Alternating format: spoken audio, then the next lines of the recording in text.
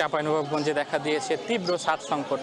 এই সার সংকটের কারণে বিভিন্ন ফসল ফলাতে পারছেন না এখানকার চাষিরা বলছেন যাদের প্রয়োজন আসলে 5 বস্তার বেশি সার তাদেরকে 1 থেকে 2 বস্তা দেয়া হচ্ছে। এতে তারা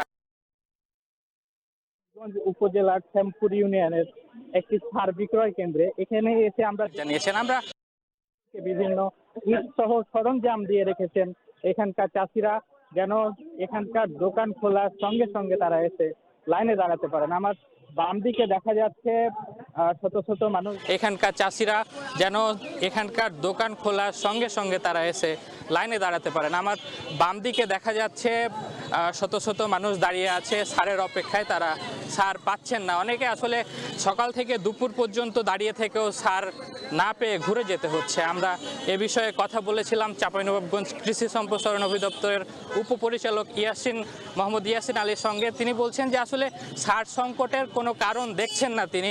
চাঁপাইনবাবগঞ্জ জেলায় যে পরিমাণে আসলে সার প্রয়োজন তাই আসছে, তবে প্রবলেম হচ্ছে বা সমস্যা হচ্ছে চাষিরা না বুঝে বিভিন্ন জায়গায় বিভিন্নভাবে সার বেশি দিচ্ছেন। এতে মূলত এই সংকট তৈরি হয়েছে বলে আমাদেরকে জানিয়েছেন। তবে চাষিরা এই অভিযোগটি মানতে নারাজ। তারা বলছেন যে পর্যাপ্ত সার দিলে আসলে ভালো ফলন হবে তাই দিচ্ছেন তারা। এতে দুই পক্ষের মধ্যে আসলে একটি বিস্তার ফারাক তৈরি হয়েছে। এদিকে আসলে এই চাষিরা সকাল থেকে সন্ধ্যা পর্যন্ত দাঁড়িয়ে থেকেও আসলে সার পাচ্ছেন না। সেক্ষেত্রে এখন শীতকালীন যে শাক সবজি থেকে শুরু করে গম ভুট্টার আবাদ হচ্ছে, এই আবাদে মূলত তারা পর্যাপ্ত সার দিতে পারছেন না। এজন্য তারা বিভিন্নভাবে ক্ষোভ প্রকাশ। সার নিয়ে সর্বশেষ পরিস্থিতি